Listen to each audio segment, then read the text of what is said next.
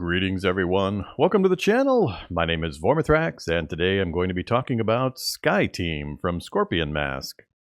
So Sky Team is a board game that is for two players to cooperatively attempt to land an airplane at an airfield.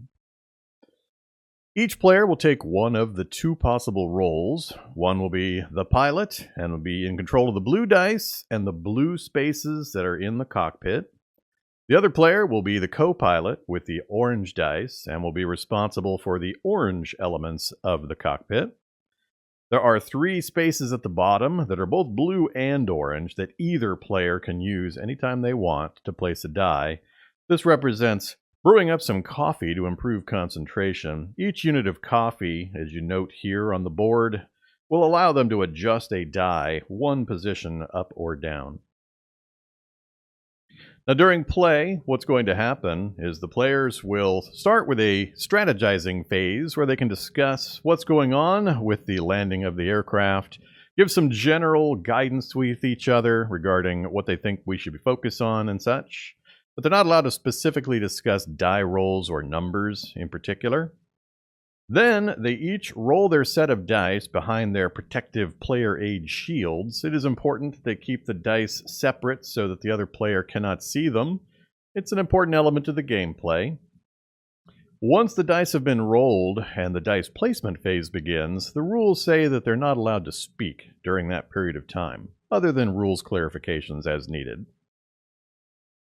Now, the board elements themselves, we have over on this side a representation of the airport, which is the primary challenge of a particular scenario. There are a number of different airports represented in the box that offer different challenge ratings via the number of airplanes that might be in the traffic pattern that you're trying to land at for that airport. There's also other special options and symbols that will appear that make the game more difficult. The other track here is the turn timer, essentially. We have 7 rounds that this game is going to progress at. At the end of each round, this track is going to move down 1 notch. So we start at 6,000 altitude. When this plane reaches this space, we've basically reached the ground, and it's important that at that same time, the airport is in this position. So they have to both get the airport to this position at the same time as the airplane reaches this position. And they can control this somewhat. This will always increment down 1 per turn, but this is under their control via their aerodynamics from the engine power that they exhibit. If they increase their engine power, they can move this track down a little faster to try to keep it equal to or even a little ahead of this track. And you'll see what I mean when we discuss the rest of the board. So we have a turn timer, essentially. We have the challenge of the airport that we're trying to land at. This track has these additional elements, these little pieces here that represent dice. These are reroll tokens, and if you see them on this track, you place a reroll token at each location, and once that location enters this space, you get to pick up that and put it over here. At any time, either player can decide to use a reroll token, and it allows both players the opportunity to reroll any of the dice that they have left in that round. When that position reaches here, another token will be lifted out into this and make it available.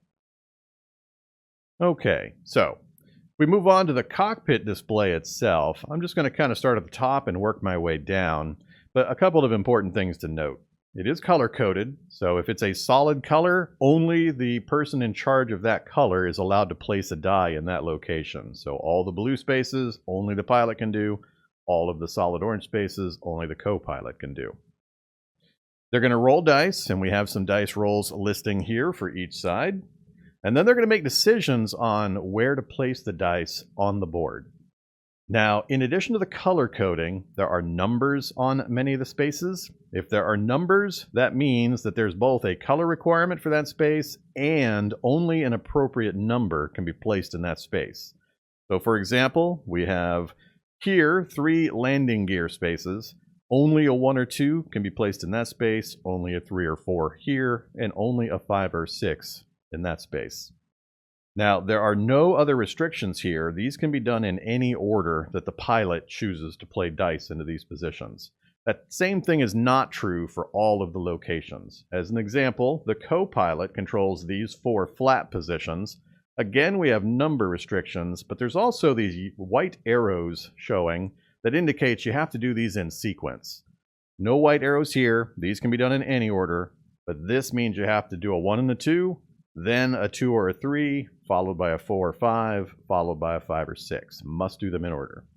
Same thing applies here for the pilot. These are the brake indicators. These are important in the last round when you're trying to bring your plane to a halt on the runway. Basically, the higher your brake value, the easier it is to land the plane based on the speed that the engines are putting out, the power of the engines. So in order to make your life easier on landing, you want to have as high a brake total as possible. And I'll discuss that victory condition a little bit later as well. But just understand that it's color-coded, it's number required in a lot of spaces. But other than that, you can play whichever dice you would like in whatever order you would like. Now, this indicator here has an arrow pointing to the pilot side and is color-coded blue. This indicates that for this round, the pilot will take the first action, so he will pick a die, place it anywhere on a valid space on his side of the board. Then the co-pilot will do the same with one of his dice, and it'll just go back and forth until all dice have been placed. Then the round will advance, so this will move forward 1, and for the next round, the co-pilot will go first. So they'll roll dice once again, co-pilot places 1, pilot places 1, back and forth. So it alternates as indicated on this chart. Okay, so with that out of the way, let's talk about the specific board elements. At the top, we have 2 radio indicators. These are control tower communication indicators. There's only 1 for the pilot, but there are 2 for the co-pilot. So the board is not completely symmetrical with everybody having exactly the same options and jobs available. There's only 3 of these landing gear spaces, but the co-pilot has 4 flat positions that he has to deal with, and so on. So there are a few variations and differences. One of them is the co-pilot could put up to 2 dice onto these spaces in order to contact the radio tower to try to clear traffic out from in front of the landing aircraft. So what happens here is you place a die into either of these 2 positions if I were the co-pilot.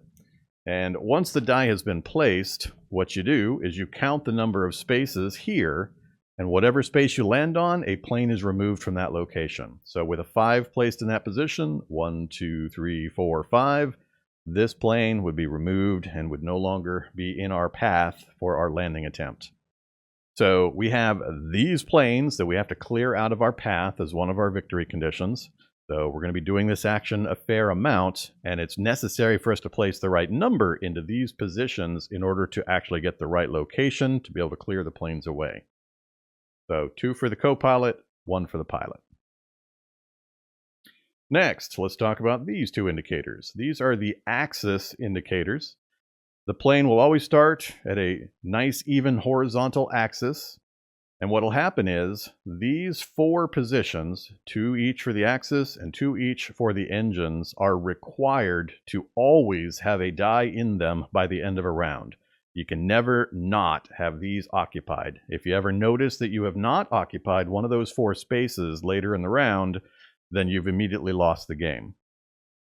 Now that means that you only have 2 die left with which to do all these other functions, because 2 of your dice are always going to be tied up in these 2 spaces. So you've got to carefully coordinate and plan when you're going to do certain actions and what is going to be prioritized over any particular action at whichever point in time you're at in your landing phase. But these 2 positions here are the axis. So if we were to place dice like so, the way this works is that the difference between the 2 is the number of ticks the dial is going to move towards the higher value die. So with a 3 blue and a 5 orange, it's going to go 1, 2 in this position. A 2-point difference, and it's going to move towards the larger die. So you're going to be constantly having this happening, and you're going to need to be correcting, because another victory requirement is that once the plane is on the ground at the airport, you must be completely horizontal, flat and level. So, the axis. Next, let's talk about the engines. Again, each player will be placing 1 die mandatory in these 2 positions. The engines work slightly differently. Instead of the difference between the numbers, it's additive, and it shows here a plus symbol. So whatever values are placed in these positions, and again, we'll use these two as an example, you add the numbers up. We have an 8. You look at the aerodynamics pegs that are on the board, and you just find the position that you just decided for via the power. So the 8 slot is here. If the number for your engines is to the left of the blue peg, you do not move at all. There's no movement. The engines aren't powerful enough to get you any further forward. The number landing in the middle of the two pegs, so in this case a 5, 6, 7, or 8, indicates this track moves down one position. And if the number is beyond the orange peg, in this case 9, 10, 11, or 12, then this would move down 2 positions. So it's always going to be either this track not moving, it moving by 1, or it moving by 2. And that's how the players can coordinate to make sure that the airport arrives at this position at the same time as the plane, or preferably in our playthroughs and experience, you want it to arrive in this position a round or 2 before the plane. Then do low power dice, low numbers in your engine to hold it in that position while you have the plane actually arrive at the ground.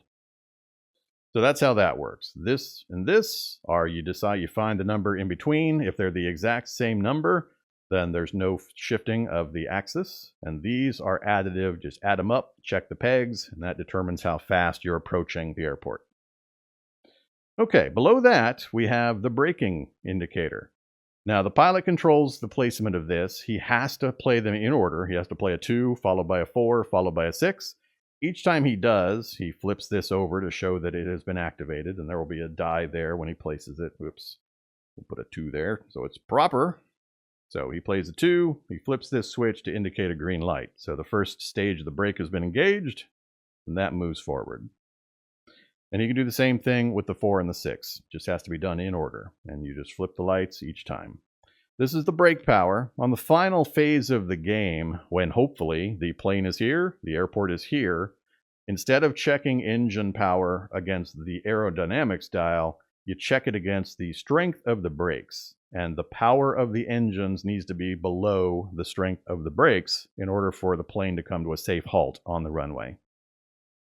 Now, one thing I didn't mention a minute ago, and I should have, is in regards to the engine power and this aerodynamic dial. These dial positions are actually going to move, and that's the next thing we're going to talk about.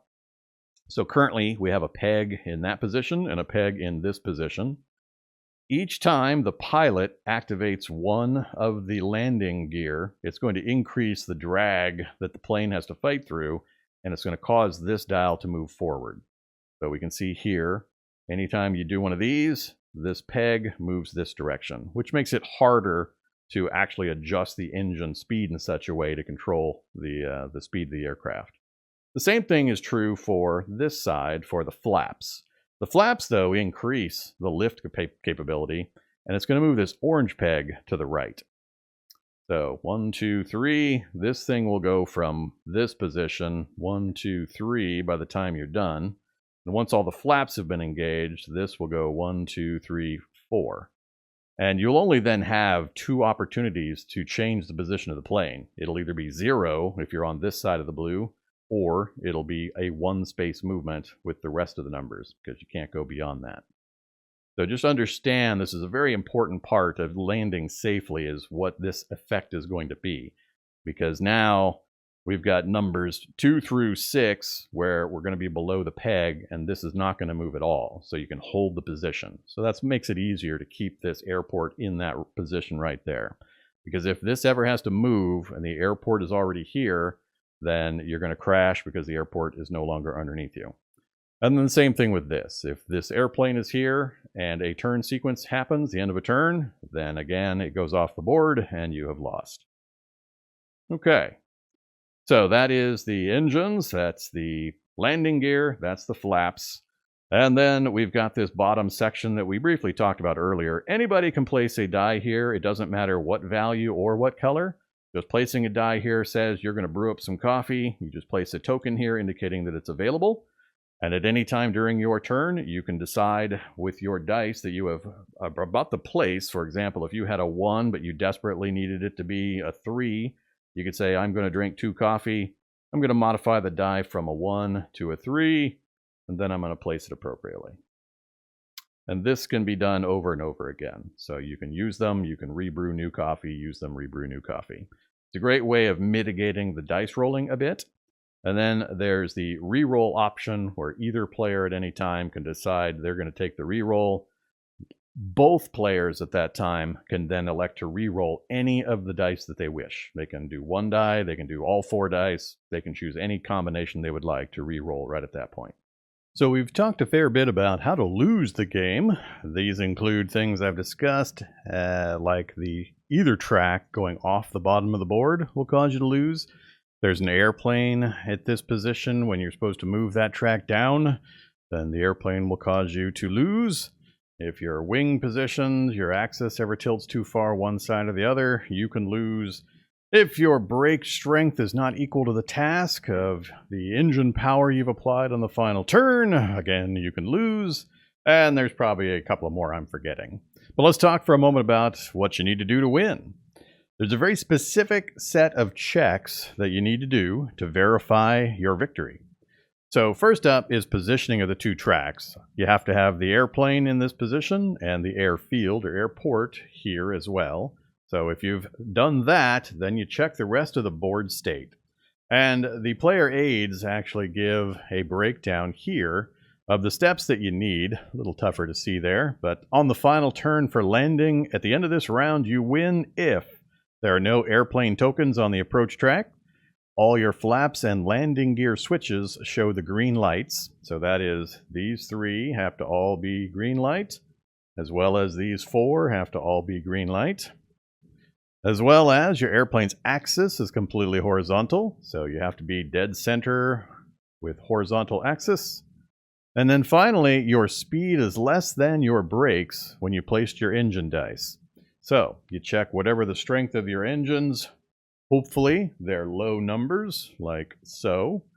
So for engine power, whatever brakes you have managed to accomplish, you would want to be below that number. So if we had this setup, for example, if the pilot was able to get all 3 brakes engaged, we would be at brake power 6, engine power 4, and that would be a victory.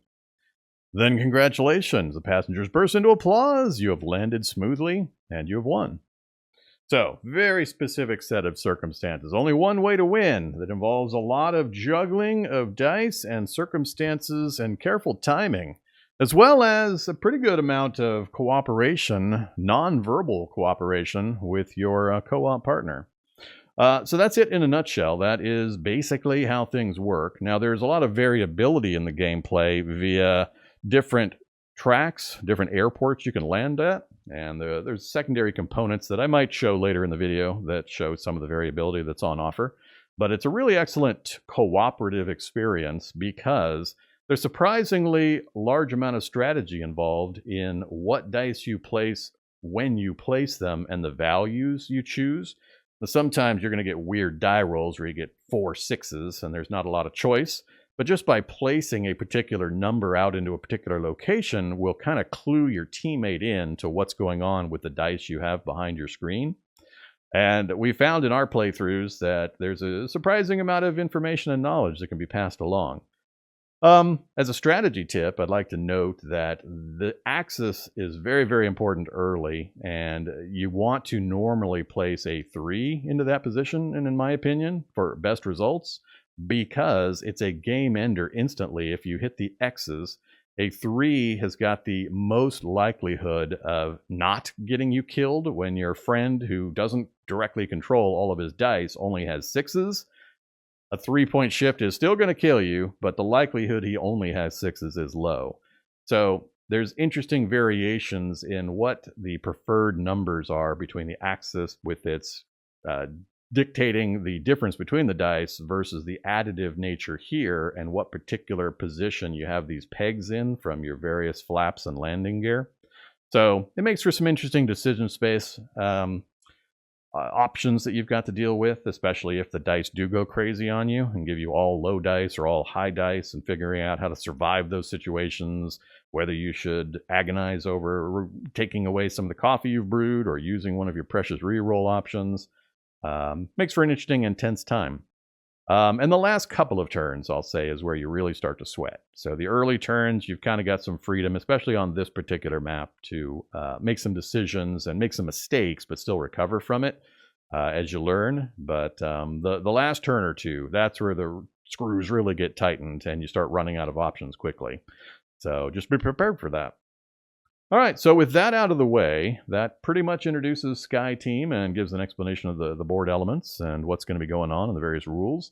Let's go ahead and take a break from here, and we'll get a multiplayer game set up. And my friend Makkum and I will go ahead and play through a full run.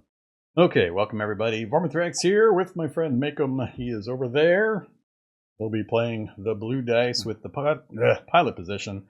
I will be playing this one, the co-pilot, with the orange dice. I'm playing the default scenario, landing at Montreal Trudeau Airport. And we've got 7 turns to land the plane. We're just going to go ahead and jump right into the gameplay and see if we make it. So, we've done this a few times together, and we're about 50% win-loss ratio so far. But hopefully we'll be able to get through it. So, normally, there's a discussion phase before you kick things off each round, but we're pretty familiar with what we're going to do in this first setup. I'm going to try to clear planes, he's going to try to clear planes, and as the intro mentioned, we have mandatory dice we have to place, and we're going to try to get all the flaps and brakes and landing gear in place while we do it. So, let's just go ahead and roll some dice and get things going. So we do start with this reroll option, and per the round marker, Makkum will be the first to play after we roll our dice.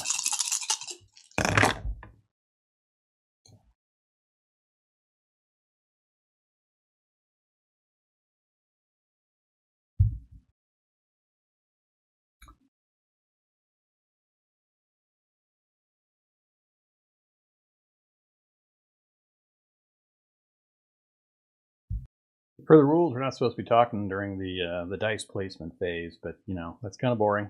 I will be narrating some things that are not talking about specific strategies or where dice should be placed. Okay. I want to clarify again. If we were to move 1, this would slide to here. Yeah. If we were to move 2, this guy would be sliding here. Yeah, and we'd still be safe. Yep. So we'll either a 1 or a 2, we're fine either way. Well, I'm going to go ahead and have us move 2 then. You want to slide it? So, with 12, when we look on the power board here for aerodynamics, 12 will put us up here. If we're on this side of the blue, we go nowhere, no movement. If we go in between these 2 pegs, there's 1 movement, and this side we go 2 movement. Jeez. Wipe out. Maybe I should slide. Go ahead.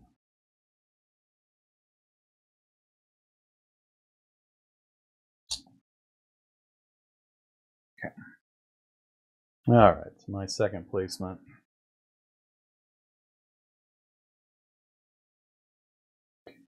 So the difference between these 2 dice is the amount that it tilts in the direction of the higher number. Just a minor turn, it's okay. If it hits the red X's on either side, we go into a spin and we lose.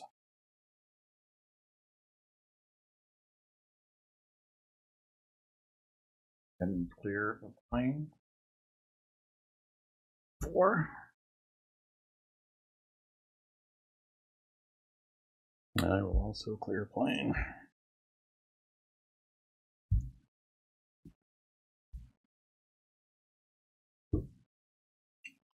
Go ahead and take the first set of plane brakes. Man, I'm going to brew up some coffee. End of turn 1. All right, so first turn's done. We pull our dice. We advance this track 1 space. Obviously, I'd like to have the tilt come back to me, so I'll be trying for a low number up here in the tilt. I'd rather not have this again. That was pretty bad. I was trying hard to avoid re-rolls using any of our re-roll abilities. We also need to get a lot of no numbers for clearing. We definitely don't want to move until we've cleared some. So if we don't get any lows, let's try to keep the power low also. Yep.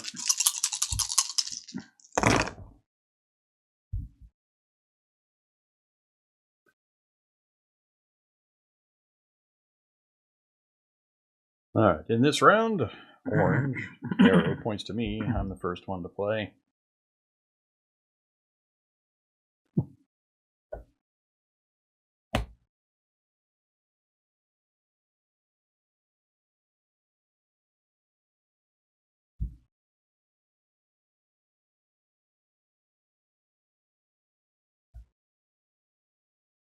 Pardon me.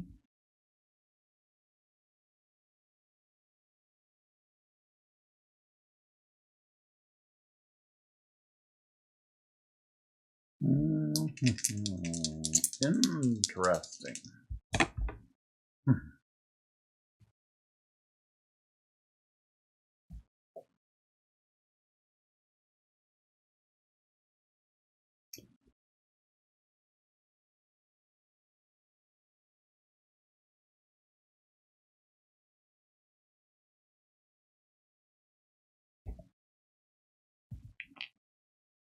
It's not a good sign. But not how you clearing planes is not a good sign.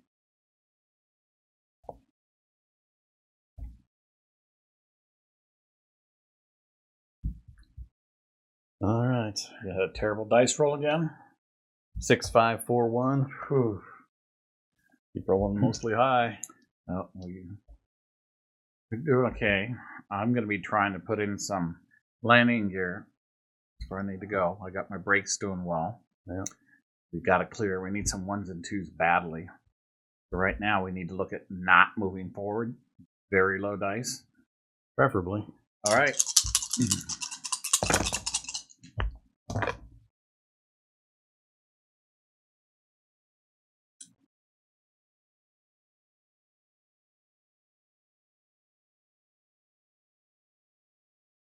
All right. Dice where they can see.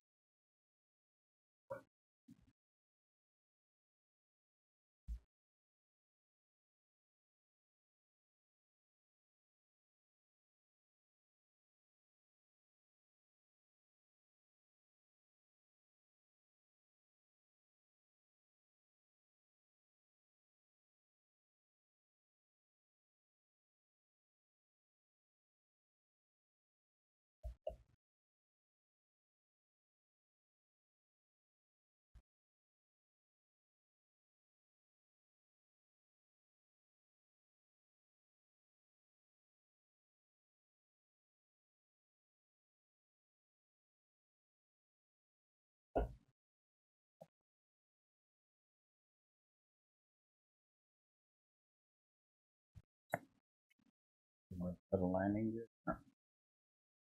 Not minimum up.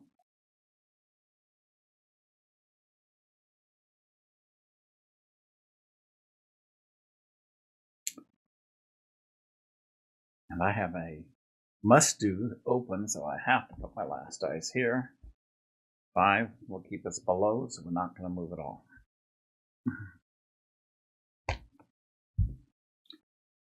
Yeah, we're getting lots of big dice.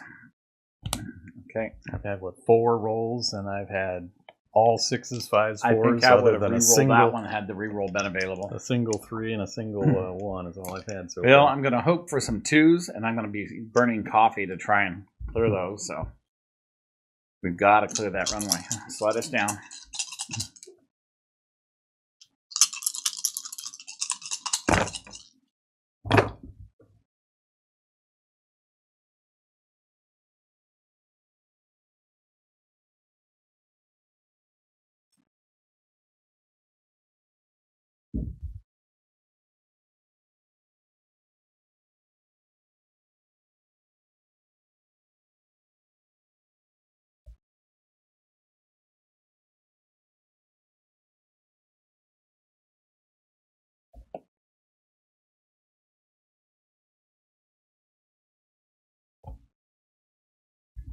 Eight is a 1 move.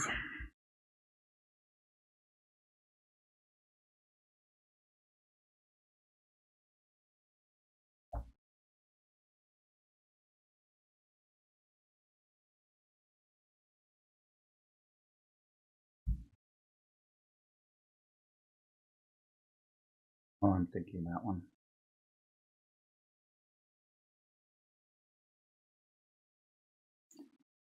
Do one of the cups of coffee to make this a 5.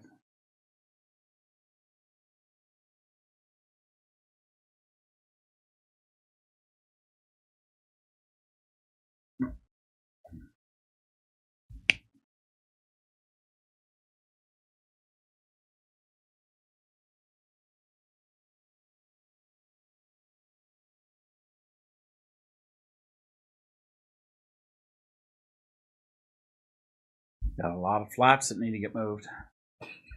Just saying. 6441.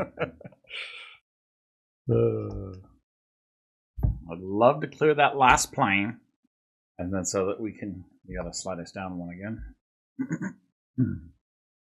We can clear the last plane, and then move flappity, flap. You got just one more landing gear. I got all the flaps to go still. If I can get anything close to that last plane, I'm going to try and clear it so that it frees up more for you on that side. We'll see. I have to do them in order, and I can't get low numbers. All right. Well, don't be afraid to burn the coffee. And we have to re-roll.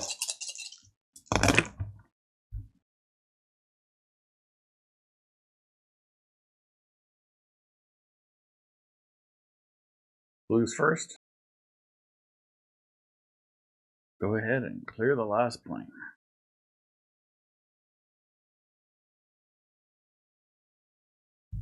Move your orange up one.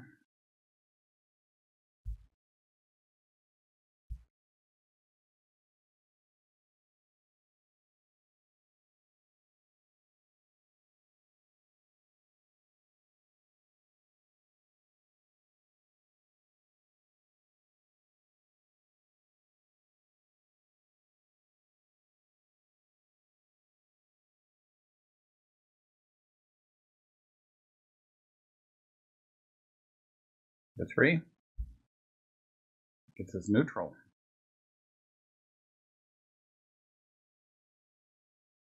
Power 3.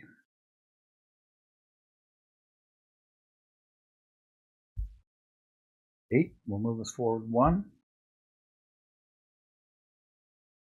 We're still doing okay. I like where we're at. It's looking good. And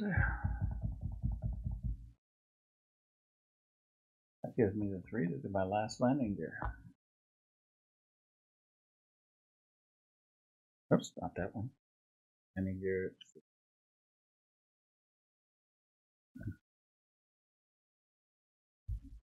All right, so your orange goes up 1. Okay, so I'm green on my side. Need a 6 to finish the full braking. Something's off.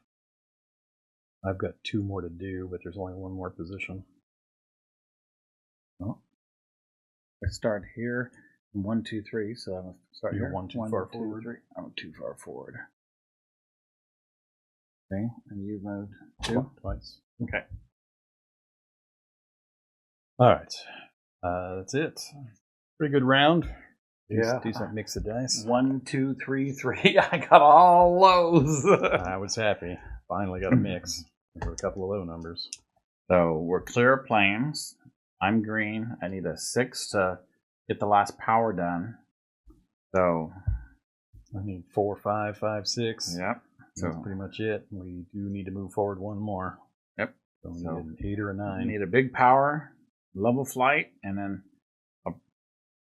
I'd love to get a 6 down here and maybe another coffee, but I'm good. And don't forget we have a reroll.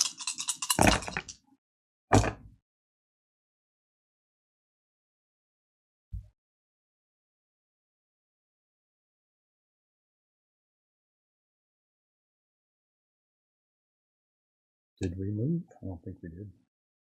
I'm first this time. Yep. Must move forward 1 in order to be in good shape.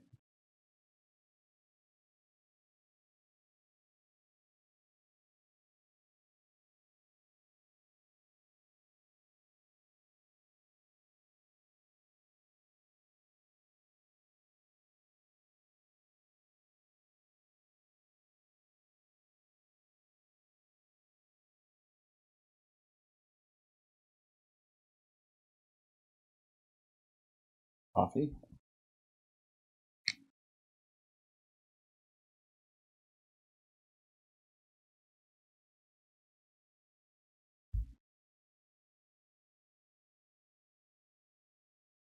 The 3 natural. I'm going to make 2 coffees to make it a 5.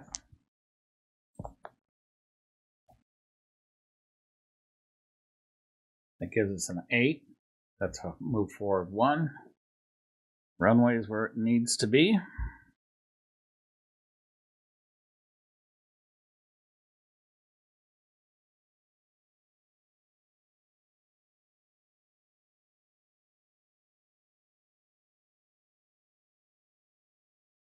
And the last break is on.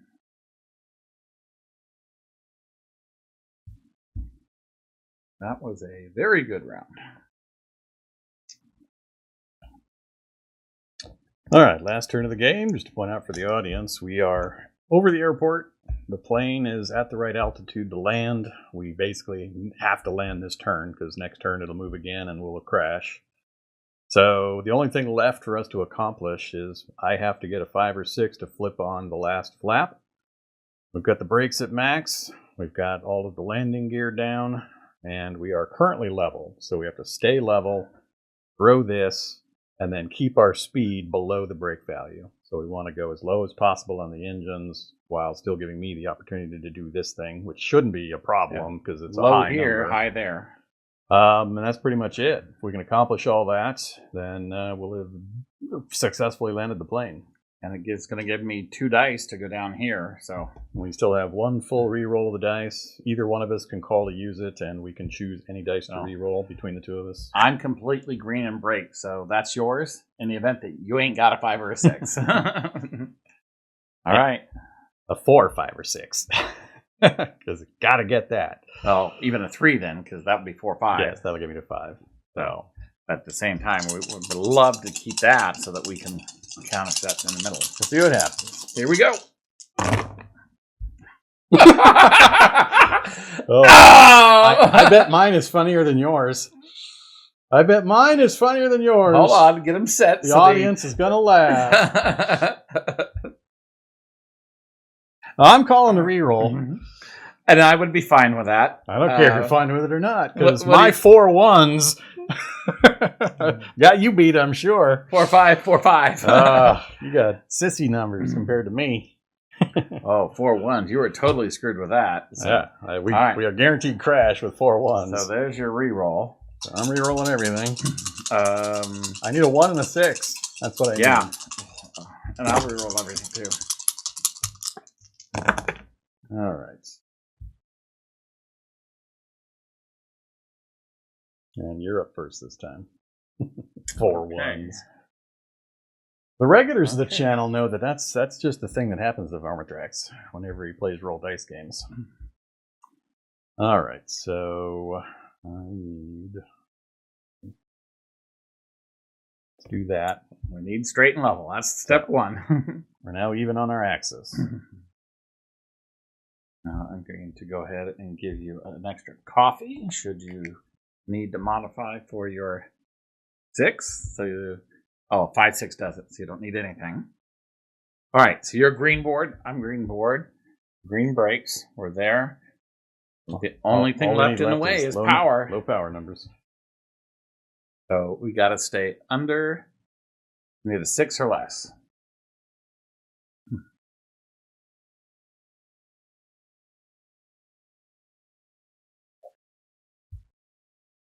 So that means we don't move. So for the last round, we're comparing our engine power versus our brakes instead of this dial here for our landing. So we don't want this to move forward, and this has to be smaller than the brake number.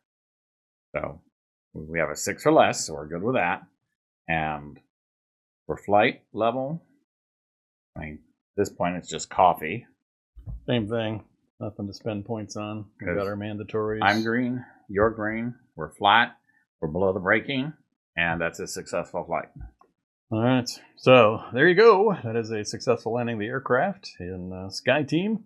A few adventures there, as we were at the beginning with my high roll, high roll, high roll. Right at the beginning is rough because all the things I have to activate are low numbers, and trying to keep the power and keep the axis tilt from going crazy with high numbers that our Makkum has to deal with is a problem. So, but we managed to pull it off. So we've done it a few times now. We kind of know what needs to happen, but the re-roll being available for that last one was critical. Yeah, we always try to save that last one for it. The last round is the roughest if you haven't gotten all the other stuff accomplished early. So I guess you should point out that this is really the tutorial level. This is the baby's first landing of an airplane level. So lots of different airports to land at with lots of different traffic patterns of planes, special abilities that'll show up, different numbers of turns that are available, a lot of variation. But for now, that will do it for the first adventure in the Sky Team. And Mick and I enjoy the game quite a bit. We'll probably bring you some more Sky Team, but doing some harder landings at some more difficult airports. So till then, stay safe out there.